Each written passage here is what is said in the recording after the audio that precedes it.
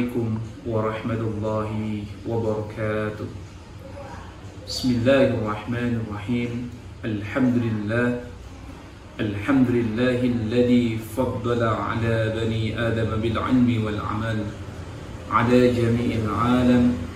Wassalatu wassalamu ala sayyidil anam sayyidina Muhammadin khairil anam wa ala alihi wa ashabihi ya nabi'il ulama hikam. Wa qala an-nabiy sallallahu alaihi wasallam, khamsun yuftirna as-sha'im, al-ghibah wal-namimah wal-kadhib wal-yamin al-kadhib wan-nadhr bish-shahawat. Shadaqallahu al-'azim wa shadaqal rasulul karim. Amma ba'd.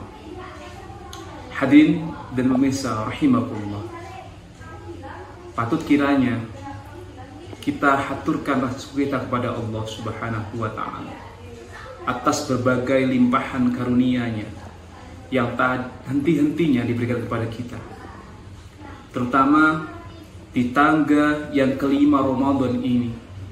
Allah Subhanahu wa ta'ala masih menganugerahkan kesehatan dalam diri kita, dan Allah Subhanahu wa ta'ala masih mengetuk pintu hati kita untuk terus menjalankan segala aktivitas ibadah di bulan Ramadan, baik itu puasa, tilawatil Quran, dan sholat tarawih serta amalan-amalan ibadah lainnya.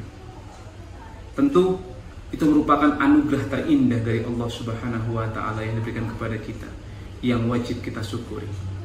Salawat serta salam semoga tetap tercurah limpahkan keridhaan beliau baginda Rasulullah SAW beserta keluarganya, para sahabat-sahabatnya, dan kita mudah-mudahan kelak di yaumul qiyamah mendapat syafaatul udma, syafaat yang sangat dinantikan oleh umat baginda Rasulullah SAW. Hadirin dan pemirsa rahimakumullah, ibadah puasa merupakan ibadah yang sangat privasi, ibadah yang sangat intim, hubungan seperti dua kekasih antara seorang hamba dan sang pencipta Allah Subhanahu wa ta'ala. Karena ibadah puasa ini pada hakikatnya tidak butuh pengakuan, dan ibadah puasa ini tidak butuh kemegahan seperti layaknya ibadah lain. Contohnya ibadah sholat, itu merupakan dan membutuhkan yang namanya gerakan dan bacaan. Ibadah haji misalkan membutuhkan yang namanya tawaf, gerakan dan pengucapan labbaik Allahumma labbaik dan sebagainya. Tetapi ibadah puasa Ramadan adalah ibadah sembunyi dan sunyi, di mana tidak ada di situ pengakuan paling lapar, tidak ada di situ pengakuan paling haus. Yang ada kelemahan kita di sisi Allah. Saat kita lapar, itu menandakan bahwasanya kita lemah di hadapan Allah Subhanahu wa ta'ala. Maka dari itu Rasulullah SAW pernah bersabda dalam hadis qudsi yang mengatakan, segala amal perbuatan anak Adam itu untuknya kecuali ibadah puasa. Kata Allah mengatakan bahwasanya fa innahu li wa ana ajzibi, karena puasa untuk dan aku sendiri yang akan membalasnya. Subhanallah, para hadirin dan pemirsa rahimakumullah. Lantas ketika kita sudah tahu bahwasanya ibadah puasa adalah ibadah privasi, hubungan yang intim antara sang Khalik dengan hamba, maka kita jadikan ibadah puasa kita untuk ibadah puasa yang berkualitas, memuasakan seluruh anggota tubuh kita. Tidak cuma lisan, tidak cuma kita tidak makan dan minum, tetapi semua anggota tubuh kita puasakan, kita protek, kita tahan diri kita untuk segala sesuatu yang dapat membatalkan ibadah puasa kita. Hadirin dan pemirsa rahimakumullah, ada beberapa hal yang dapat mengurangi kualitas pahala puasa kita. Rasulullah SAW bersabda, khamsun yuftirna as-sha'im. Ada 5 hal yang akan mengurangi kualitas ibadah puasa kita. Yang pertama, al-ghibah, ngerasani, menjelekkan orang lain di belakangnya.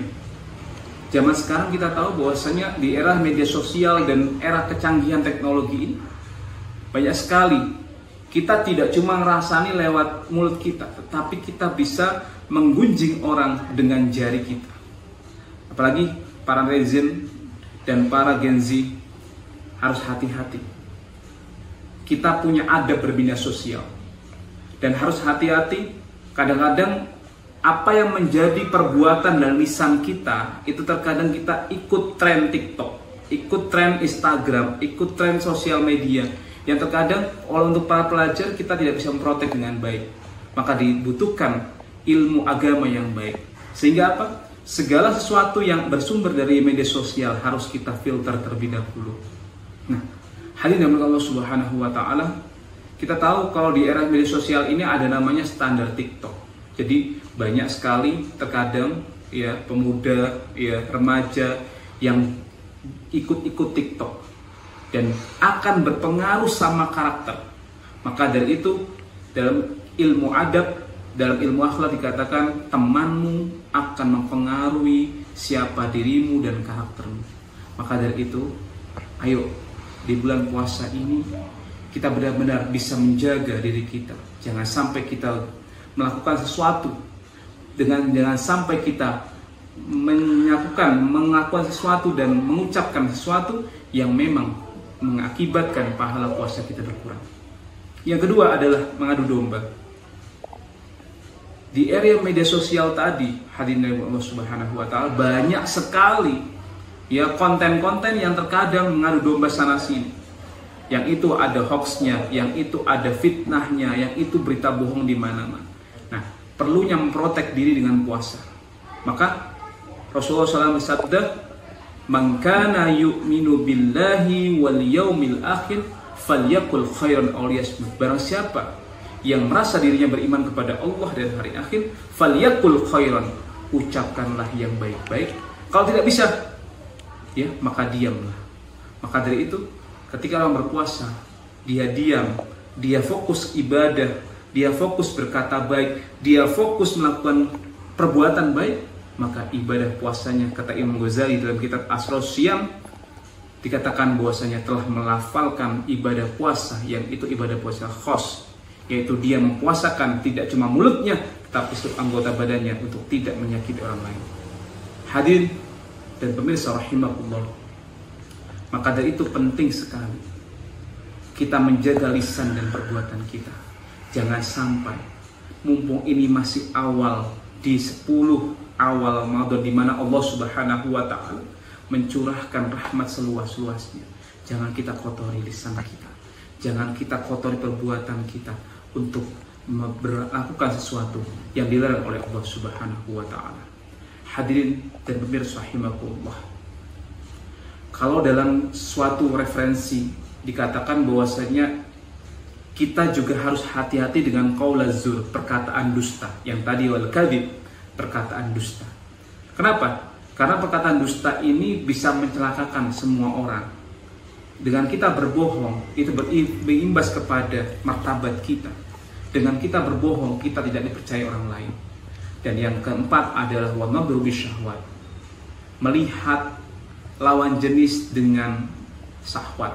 Nah, ini juga bisa untuk mengurangi ibadah pahala puasa kita. Dan terakhir adalah kita bersumpah atas nama Allah tapi untuk berbohong. Nah, hadirin Allah Subhanahu wa taala, kita juga harus patut ya, terutama para pelajar. Sekarang ada kecanduan yang namanya kecanduan TikTok, scroll TikTok di mana-mana. Sekarang juga ada yang namanya brain rot. Hati-hati, pembusukan otak, di mana setiap hari kita disuguhkan dengan media sosial yang memang kita kadang-kadang kalau tidak protek dengan keagamaan yang baik, dengan puasa kita benar-benar puasa yang berkualitas, kita setiap hari bisa scroll TikTok, kita setiap hari bisa scroll media sosial kita tanpa kita batasi. Lebih baik jangan scroll TikTok, kita ambil Quran, kita scroll setiap hari per ayat, kita ambil tasbih digital, kita scroll membaca sholawat kepada Rasulullah SAW, berzikir kepada Allah Subhanahu wa taala. Mudah-mudahan dengan kebiasaan yang awalnya kebiasaan buruk, lisan yang tidak bisa terjaga, kelakuan yang tidak bisa terjaga, menjadi di bulan puasa ini bulan untuk evaluasi kita, untuk terus memperbaiki nanti ke depannya, sehingga nanti di tangga Ramadan yang ke-30 benar-benar kita menjadi orang yang muttaqin seperti tujuan puasa, yaitu orang-orang yang bertakwa kepada Allah, dan nantinya kita semua akan dimasukkan surganya Allah Subhanahu wa taala. Hadirin dan bersyukur, sekian apa yang bisa saya sampaikan, kurang lebihnya mohon maaf. Wal afu minkum. Assalamualaikum warahmatullahi wabarakatuh.